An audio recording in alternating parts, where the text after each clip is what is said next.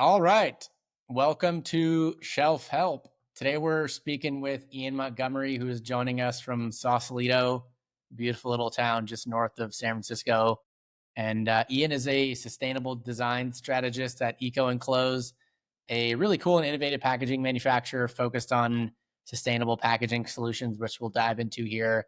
Before joining the EcoEnclose team, Ian was the founder and creative director of Guacamole Airplane, which was a design studio focused on sustainable packaging that worked with some really big name brands like Nike, Whole Foods, Dell, Harry's, etc. So yeah, with that, let's get into it. Just first off, just for the listeners that aren't all that familiar with EcoEnclose, just give us kind of a quick overview in terms of kind of the origin story, why behind the company, some of the core products you guys offer, and any like one or two exciting updates if there's any you want to share, and then we'll jump in. Absolutely. Well, thanks for having me on your show. EcoEnclose is great. Packaging supplier. I first came across with them before I was in house with them when I was running a studio. They were one of the manufacturers that would really take our wacky ideas seriously and help us bring things to life. So I came across them as a client and always loved working with them. Gosh, I should have a better read on the origin story, but as I recall, I think the business originally started around non-toxic diapers and childcare materials and that sort of thing. But within that, they had developed a poly mailer with like 100% recycled content. And the current owners, husband and wife, Saloni and Kyle, bought the company and really saw the potential maybe 10 years ago or around that, and saw the potential for it to really be a leading like provider of sustainable packaging with the e-commerce boom. And now they've leaned into primary packaging. I'm probably like, gosh, I'll speak wonders to how great they are. I'm probably not the best person to speak on behalf of them because I'm in my little niche working on materials and design and events and cool stuff and inventions. But they're just a great company. Love working with them. Just to like the level set, I know this is a really broad question, so I'll let you like take it however you want, but just like give us the lay of the land in terms of like the sustainable packaging space and like where it is today, maybe kind of like a state of the packaging union, if you will. Yeah, gosh, good question. I think sometimes to look at things where they are today, it's helpful to compare them to maybe where they were 10 years ago. And that's sort of in the differences there, things come to life. But 10 or even 15 years ago, when I was starting my career as a designer interested in that sort of stuff, there were not a ton of manufacturers, polymer scientists really pushing this stuff in a way that was available to an average small to medium sized business. There were like big chemical companies working on polymers and that sort of thing. And then I think also in the last 10 years, there's been a like consumer just like flood of awareness around how our packaging maybe isn't the most sustainable thing in the world. And gosh, all sorts of things you could point to. But I think like maybe in 2018, National Geographic's really deep dive into ocean plastics was a big one. And there's sort of a general frustration with all the e-commerce waste people were getting. More recently, concerns around toxicology and microplastics and that sort of thing. So I think to like go back to your question, the state of sustainable packaging, there's a big sort of consumer want and demand and almost expectation that brands deliver there, which is good. Where that can sometimes lead to, though, or like, it's good. That's great. That is all good. And then also in tandem with that, it's like complex because there can sometimes be contradictory definitions to sustainability that can both hold truth and both be correct. You can look at sustainability as purely focusing on the parts per million of carbon in the atmosphere and designing your whole supply chain to really be decarbonized. And that's a totally valid way to go about it. You can think about sustainability in terms of reducing waste, ensuring everything's recyclable, or in certain niche cases, compostable and that sort of thing. You can think about sustainability in terms of community health and development and that sort of thing, a local supply chain that's all supporting itself, which is also wonderful and valid. Something I really like about EcoEnclose is they've put a lot of work into how they think about sustainability, and they really look at all products as really aiming towards either circular or regenerative. Circular meaning that, for example, with a stand a pouch or a polybag, you're using as much post-consumer recycled resin as you can in that, creating a circular process, actually creating demand for the recycling stream, thereby facilitating recycling. Or regenerative, being the feedstocks or that go into the paper, aren't using a ton of like gnarly pesticides and chemical inputs. You have a high yield per acre. It's low impact, not a ton of water use, that sort of thing. And I think that's a really great definition. That's a little different from where I sat previously running an agency. The definitions of sustainability, and often in those cases, would vary brand by brand based on if it was a big Fortune 500 company, their overarching sustainability goals that often were around plastic reduction, or other companies might have, different, more specific goals around take back programs and that sort of thing. And so there's often contradictory like narratives and goals within the space. And that's not to say like there's a right or a wrong. It's just important to level set and make data back decisions to really work towards progress. Diving into that a bit more, like looking back over the past decade, I know you've been pretty close to this sustainable packaging world for quite a while. Like, where do you feel, like, taking a step back, where do you feel like the most progress has been made over the past decade or so in the context of pushing sustainable packaging forward? Gosh, I know, like, yeah, I know you probably have a pretty good take on this too from where you sit, but gosh, 10 years ago, if you were 10 years ago, I was working at a clothing company and we wanted to step away from plastic poly bags. And apart from how difficult of a supply chain like transition that is, just purely even finding the poly bags was impossible then. Like, it's not that the materials were out there and that sort of thing, but they weren't available at anywhere near like a cost effective rate or even at the scales that we would have needed. So that's just one example of like, there are just so many more design solutions out there for designers. That's so great. It can almost become overwhelming to sort through, and you can feel like you need a master's degree in sustainability to actually like get a read on this material versus that material versus that material. But it's, it's all part of the process. So it's great. The thing, and then there's like in tandem with that, there's been like a ton of investment in the last 10 years in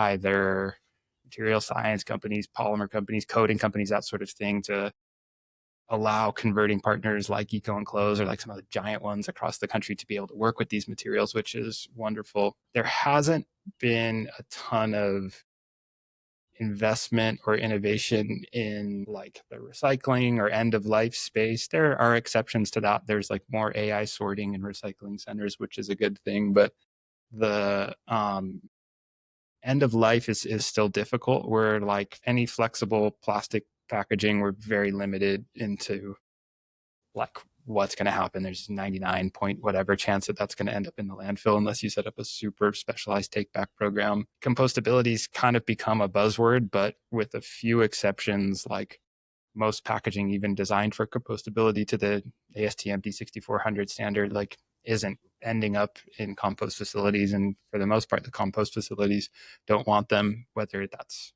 screening out things that look like them that might be plastic, whether it's messing with the organic certification, whether it's just not worth the labor because these things aren't really adding any value to the compost stream in terms of nutrients, whatever it is, different reasons. And then I think probably the other change that would have blown us away 10 years ago is the not necessarily like national landscape, but the state by state landscape around extended producer responsibility. Oregon, Colorado, California, and others really introducing legislation, and Oregon's up and rocking, and other states, kind of California is still working through how EPR is exactly going to look, but the high level like look of that sort of stuff is taxing producers who create hard to recycle materials and using that money to invest in recycling infrastructure. Whether or not that's a good idea is like open for interpretation. And I'm certainly not speaking for EcoEnclose here, but my own personal take is I'm a little bit wary of it because it is going to be a tax that's passed on to consumers. And it just seems a little more complicated than it needs to be. And I worry it's also going to stifle innovation. But I don't want to be a hater, like stifling something that is an upwelling of goodwill that it would have been impossible to imagine 10 years ago. I went recently and sat in on one of the EPR meetings around California's bill, SB 54 over in Sacramento. It was kind of cool. I'd never like done anything like that, but you can just like go to the EPA building and like watch the advisory board sort of have a conversation about how they're going to put together this bill and what materials will be classified as, recyclable or not. And yeah, no, it's government is a messy and tedious and requires a ton of patient process. And I have nothing but respect and gratitude for the people pushing these things forward, not criticizing any of them as people, but I just worry it's not the move. Yeah, I definitely could see why for sure. Well, maybe on the other side, progress that's been being made over the past few years, things it's certain areas in the sustainable packaging world that you feel like are starting to accelerate and evolve like really quickly. Like what's like one or two things that come top of mind that you're feeling most excited about right now in this world? Gosh, so many things. I think some of the seaweed polymers that Sway is developing are incredible, and they're going to continue to get better and more and more bio-based content. But the fact that a brand can use a predominantly seaweed-based polybag that can work through their supply chain, be printed on, be heat sealed, have an adhesion strip, it's just amazing. Well, it's like beyond anything I would have dreamed about when I started my career. That's so cool.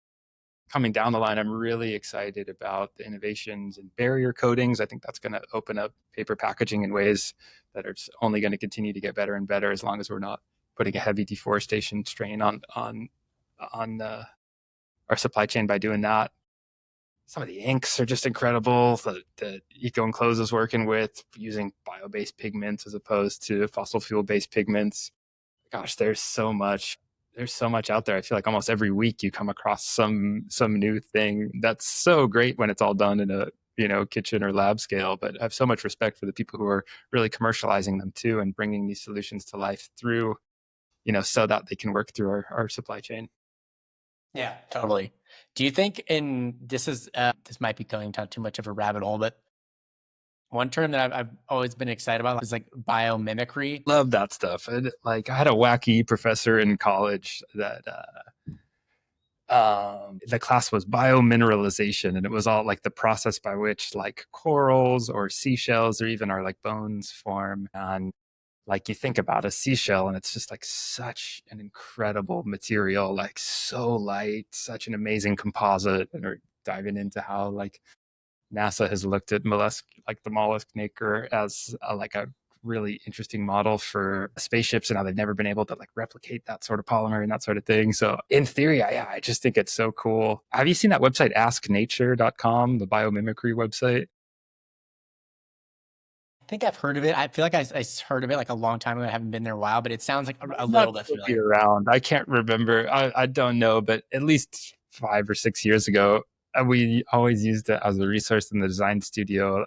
It was cool. It was set up by something called the Biomimicry Institute as a way you could like any look at water repellent or look at an origami structure and seek out examples in nature of inspiration. I was never able to incorporate like biomimicry like formally into my design process as like, okay, here's the sketching phase, here's the biomimicry phase where you always pull something out there. But um, just as inspiration, anything we're trying to do probably exists in nature. The challenge is just making it work through the complex supply chain of manufacturing what brands need and e-commerce delivery, shelf stability, that sort of thing. Yeah, totally. Changing gears a little bit. I know you at least one of your I don't know if you started your career like your one of your first jobs right out of college was at Chubby's Shorts, which was I think at a time when that brand was exploding and they were growing really quickly. Like, how did your experience there shape how and where you wanted to take the rest of your career, specifically, obviously, in this sustainable packaging direction? I got so lucky to get a job there. I was just out of school. My first job was as their graphic designer. There were probably 10 or 15 people there when I started, and quickly grew up to 30 or 40, and was there for a couple of years, sort of at the helm of an art department. Um, Gosh, like it was so inspiring and so chaotic, and I appreciate it so much more and more as I get older. But was working for a company where like I don't think anyone would have been older than 26 or 27 years old. Like the founders were probably that age. I was 22. I considered them so mature and wise at the time, but we were all kids. But there was this incredible, they had tapped a nerve with the company. And then there was this just really incredible upswell of energy around it. My job was sort of like bridging the product team and the marketing team was would be working on anything from clothing woven labels to silkscreen graphics to the website to building out storefronts to putting on events to the packaging is how I really got deep into packaging, trying to get away from their plastic polybags. But gosh, like they were so just scrappy and inventive. It was so cool to just be in a small room and watch the creative like leadership at that team come up with an idea and like execute it within like 2 or 3 days and see results. So it definitely like encouraged me to be entrepreneurial and start something. So many like funny stories to think back and remember where that kind of like border the line between like genius and a little bit stupid, but they somehow work. Like I remember once there was an idea to do something called the future thank you card around Christmas, where the idea was a teenager could send their mom or dad a thank you card for the pair of chubbies that they would be given at Christmas.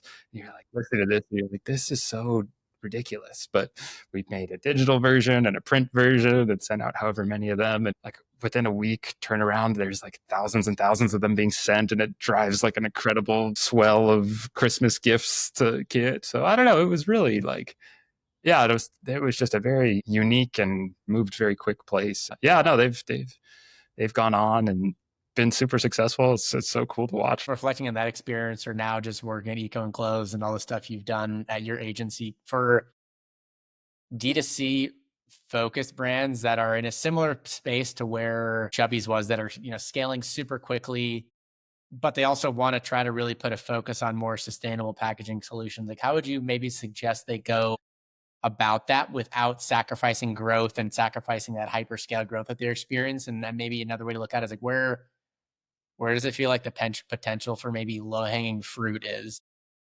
Absolutely. Yeah, it's an interesting one too. And I'm sure you see it in your world where you're like working with companies that might just be doing their like minimum viable product proof of concept and they have 20 different things they want to cover, and sustainability is one of 20 things on that list. And oftentimes like it doesn't make sense to do a huge investment in time and money into sustainability at that point. I think something that I'd imagine you could relate to, and I definitely look to even in my freelance work outside of this, is like the first pass or even the second pass at a product.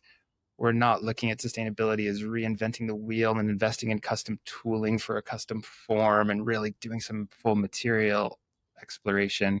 It's just sort of that like pragmatic look at sustainability and like what's the least amount of waste we can have in our suite of packaging. Let's just be really mindful. Oftentimes, if you do like a life cycle assessment of the whole packaging suite, your dollar per dollar spend on all the pieces will pretty much match up with the carbon, water, toxicity footprint of the package itself. So if you are like really doing a cost reduction like strategy, that's probably like the good way to start as a brand's launching. But then there's that trade-off, like during a brand's introductory year or two, you do want to do some storytelling and you do want to maybe invest a little bit more in a experience that introduces the brand until a couple years down the line where you have familiarity and repeat customers and you don't maybe need to make that same investment. But what opens up in that world once you are hitting units in the 6 or 7 figures, then it can be really quite can make more sense to really like look holistically at the international and domestic landscape. Okay, and then think like, let's do a material audit, let's do a vendor audit, let's actually look at if we should invest in custom tooling. How can we make a 5-piece system a 2-piece system in clever ways, that kind of thing. What's the end of life where our customers are in terms of recycling and that sort of thing. So yeah, it's different at every stage and every opportunity, like different possibilities. But I think, yeah, sustainability, when you are like talking with people who are just starting their company, they think they have to like invest in some new material. It's like, no, no, no, that's probably like the last thing you want to do. Let's Right. audit the stock options and see what makes the most sense. Yeah. No, that makes total sense. Yeah. One thing I was curious about getting your take on is like talking about recycling versus compostable or biodegradable packaging. What's your take in terms of the pros and cons of each, and maybe like where or when does it make the most sense for each of these two options? Love it. Yeah. And again, I'm not speaking for EcoEnclose with any of For this sure. stuff. Yeah. Yeah. This is your only, this is your personal opinion. Totally, totally. I think recyclability is the way to go. It really works well with aluminum. That's probably like 50% of the value. The average blue bin is in the aluminum. Cardboard looks great. Paper works great. Within plastics, like hard, like as in just like a bottle or a solid substrate, PET, number one, or HDPE.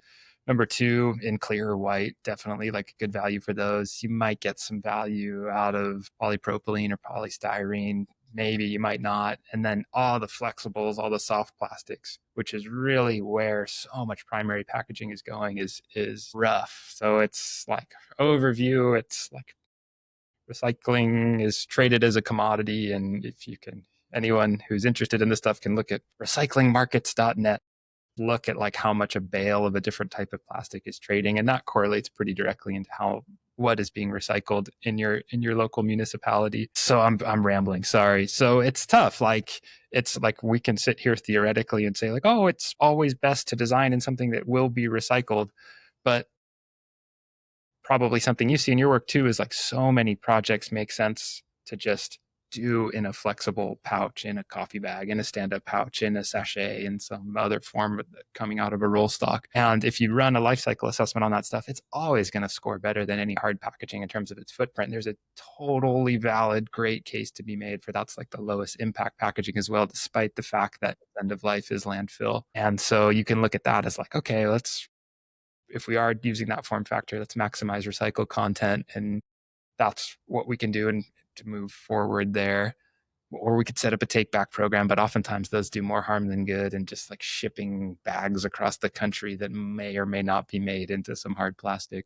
But if they're set up well, they're great. Like there are a ton of instances where those are set up well. In terms of composting, I think it's got to be it's so case by case. Like the I think you can look at the US Compost Council or one of those organizations has a website of like state of composting in the country and who accepts what. Very, very few people, definitely less than 5% of the US population, have access to like a curbside green bin compost that will accept like a PLA or like a commonly made compostable plastic. So if you're looking at that as like a generalized across the country strategy, it should be done with the awareness that you shouldn't just do it for the end of life. There should be other benefits to the material, like to run a regenerative feedstock like seaweed as opposed to something like corn or whatever it is. Not said, I think that the case for compostable are really when the material is serving as a vessel to bring valuable compost into the compost stream, where it's like be a takeaway food container that can bring food into San Francisco's compost stream or whatever it is locally, a paper-based thing with some bio-based coating. I think that stuff works great. But composting is interesting though. Like it's in the last couple of years, there's been a couple companies that have like recognized the challenge of municipal compost and have come up with solutions that are a little bit more localized. There's two consumer good companies. One's called Mill, one's called Lomi, that are either a home or a restaurant or a business Yeah. I've seen scale. low meat for sure. Yeah. Yeah, yeah, and they're kind of interesting. I mean, you can always criticize something right off the bat. It's like, oh, maybe this doesn't make sense, but you see where they're going, and you're like, that is like a valid use case where you think about something those at a scale of a restaurant or an airplane or a cruise ship or whatever, where it's like all the weight or a hotel, or all the waste in that little entity is designed with compostable polymers. It's all being processed. You have a single stream end of life for everything. I think that kind of makes a ton of sense.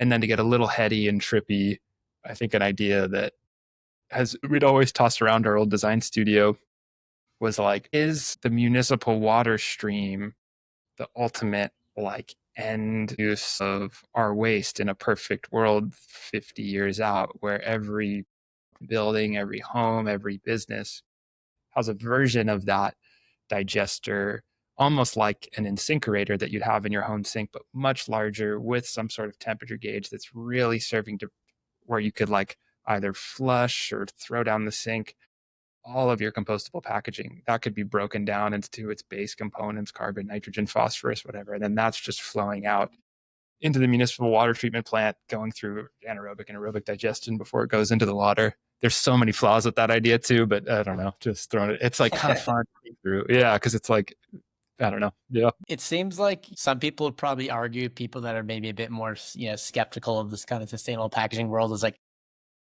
they'd ask the question, like, is it realistic to expect consumers and or companies to make the effort in terms of if it takes like an extra step to do recycling as an example? And I'm curious, like any strategies that you've thought about or business models that can help make recycling more of the default action rather than having to take some extra step, if that makes sense. Maybe it makes me a cynic, but I probably like agree with that cynical perspective where it's Yeah, I mean, I really think it's something you have to be realistic about. Yeah. totally. I think it's really tough to design things that require an extra step of labor. And I've been a part of so many reusable packaging initiatives and projects that have just hit a ton of pushback there in requiring that extra step. And you might end up with a reusable package that only gets used twice as opposed to 20 times. And then it costs 10 times as much energy to make as a single use plastic. So you end up with a net negative, that sort of thing. So I definitely try to be like really cognizant of ensuring any designs that I'm personally a part of are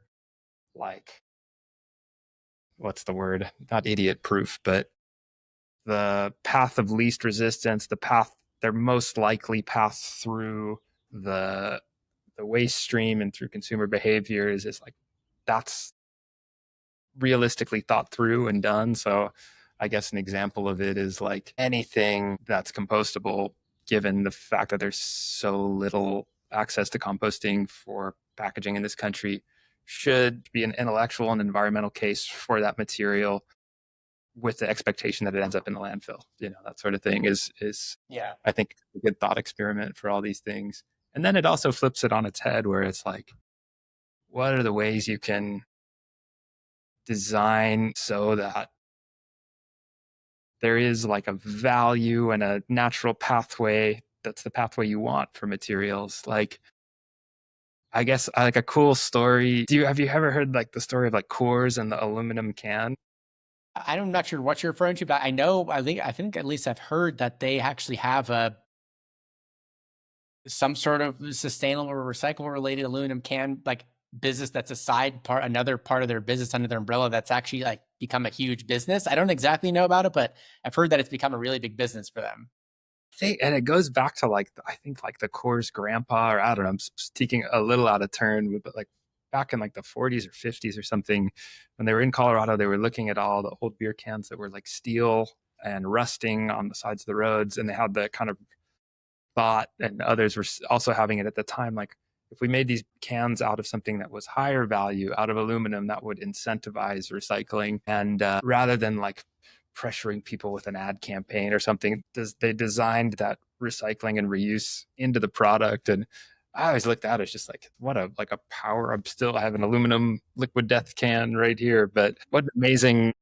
And then they were able to like bring the cost down through all these years. I think there's like 7 forming steps to get this lip and cap on. It's crazy. But yeah, I think as much work that can be done on the back end for any design, any sourcing project to ensure that there isn't too many extra steps for the consumer is always the way to go. I know you've worked with a lot of different sustainable packaging materials, whether we're talking about seaweed or algae inks or mushroom foams, that kind of stuff. I'm curious, what's your favorite material to work with and why? And then what are some of the materials that you're excited about that maybe haven't really been commercialized yet, but you feel like have some big potential? Absolutely. I love working with seaweed. This goes back to even just being a student, but I did a project with Flamingo Estate, which is like I don't even know how to describe them, but they sell like farm to table goods out of Los Angeles. And we had showed their head of procurement some of these seaweed samples that we had coming over from Indonesia. And she was just so cool and scrappy. They were like, oh, yeah, we want to figure out as a way to package some chocolate.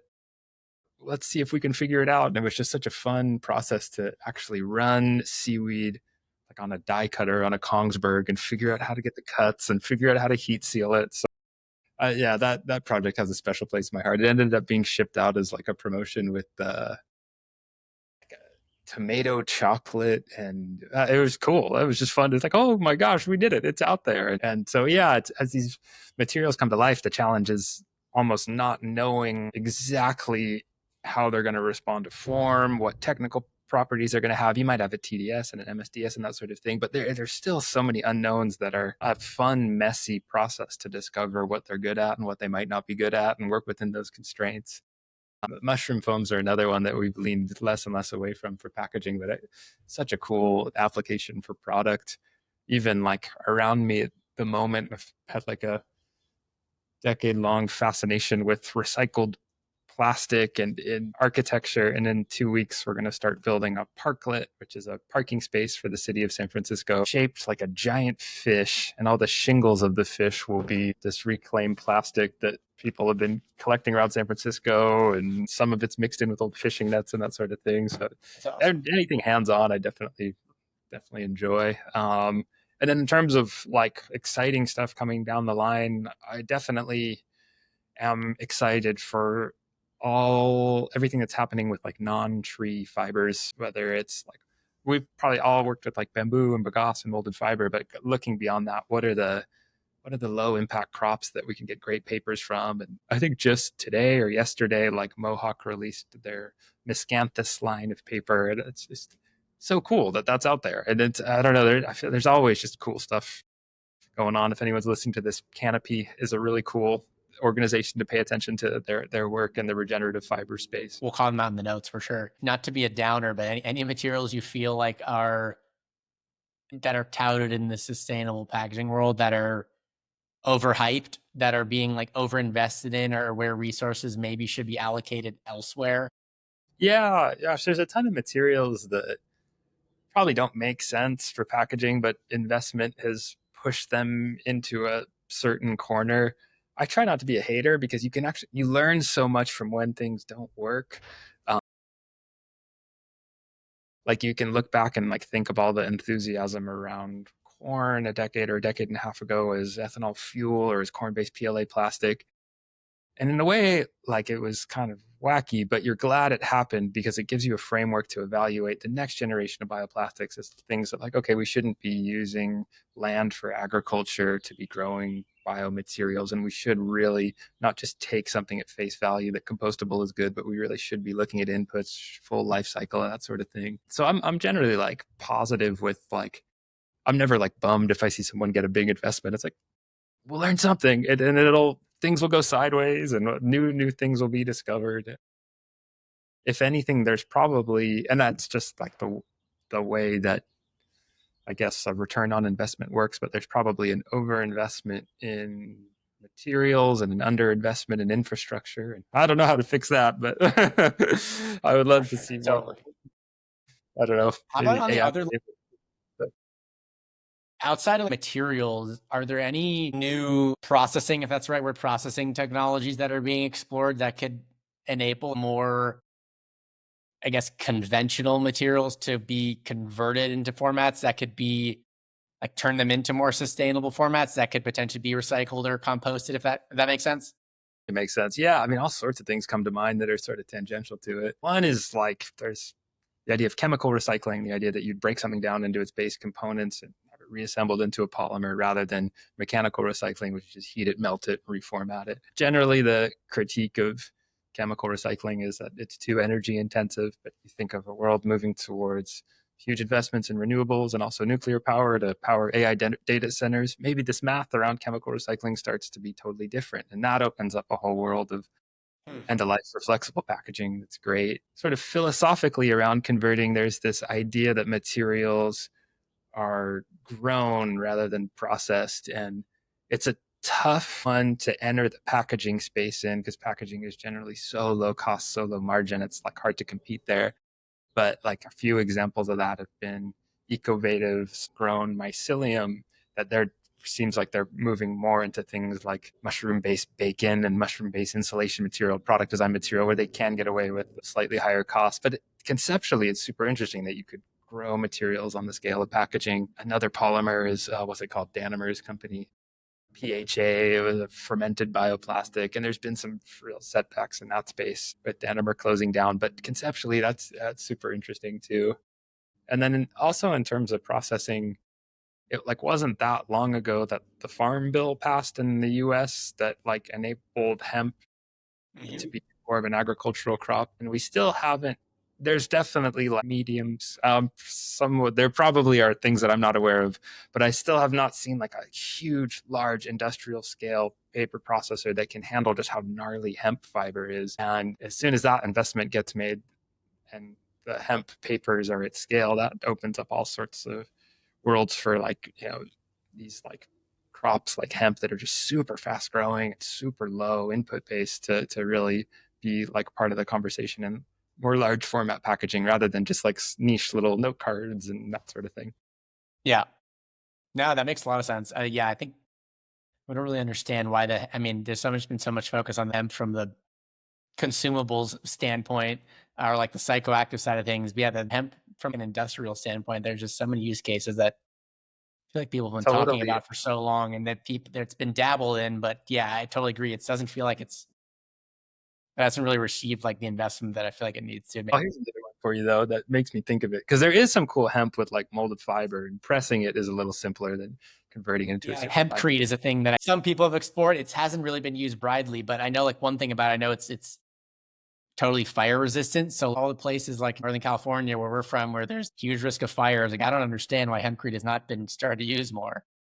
Oh my gosh, you got to imagine in all the rebuilding after Los Angeles, there's a lot of architects looking Right. at that at the moment.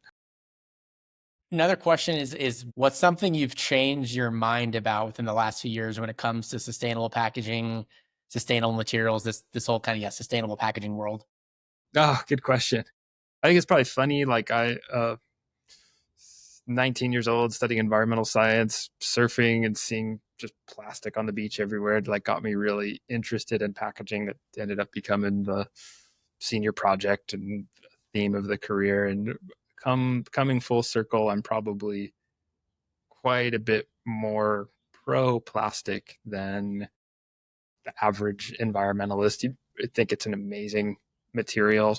It's the material itself isn't bad. It's designing products and really paying attention to infrastructure and supply chain to make sure it's not full of toxic additives and phthalates and BPAs and that sort of thing. And also you have a pathway to, make it as circular as possible. But I'm surrounded by plastic and in awe of it every day. It's like a real marvel, wonder of the world.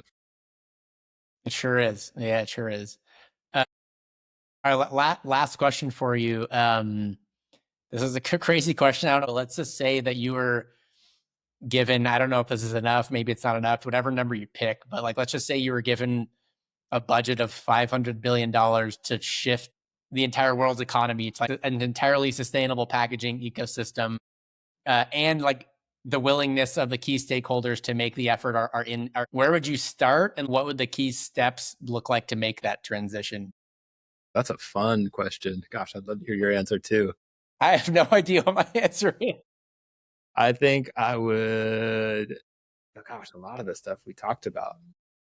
Couple different routes. We have the skunk works working on the like long-term projects. That vision of using municipal water treatment as a waste stream for composting. We got that whole thing up and rocking and building. Got a lab of people making these just giant energy efficient composters that can lock in under a sink. I think that's a good one, and that serves to like enable development and composting infrastructure.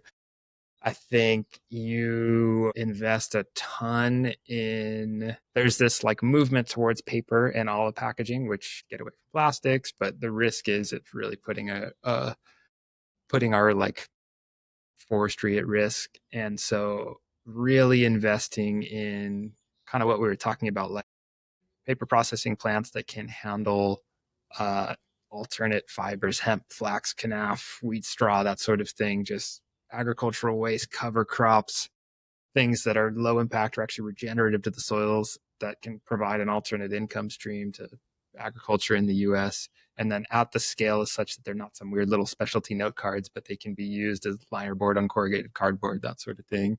So really, really push into that stuff. And I think you put a ton of money into flexible plastic recycling. I think that's really the missing key. Look at energy efficient chemical recycling, you look at bacteria and natural things that could sort of serve to break these things down. You look at okay, in a world with an electrified grid and not diesel trucks, but electric transit, when does like pickup for these things start to make sense? And there's never going to be the value designed into them that there's a take back market, but you have a world that's totally different. Drone delivery and that sort of thing is, if a drone is coming back from something, can it on its way back pick up these flexibles? That type of thing I think becomes interesting too. So a large scale investment in modernizing recycling infrastructure, and then a third of the money is just in skunkworks wacky ideas. I like this. I mean, summarize, figure out ways that you can implement things that they can all just go into the existing waterway. I think they make total sense. Figure out ways you can process more difficult fibers, like, alternatives to paper because of the forestry stuff that makes a lot of sense, actually. I like it. This has been awesome. Really appreciate the time. I think this has been super helpful. Listeners are going to be excited about a lot of this stuff. I think a lot of people are, have a lot of aspirations and would like to move to more towards sustainable packaging stuff. So yeah, where can people kind of follow along with you or all the cool work you're doing? Gosh, for the EcoEnclose stuff, definitely follow them on LinkedIn. For my personal work, that's sort of looking at these material considerations, both in and outside of packaging. Instagram is the Department of Frogs and Birds. That's where the park little bee and some experiments with different polymers. Yeah, anyone can just, I'm on email, ian@ianmontgomery.com, take on freelance work. So happy to chat. But Adam, thank you for doing the show. Super cool that you do this. And yeah, Yeah, thanks it's for been having me. great. Yeah, really cool stuff. Really appreciate the time.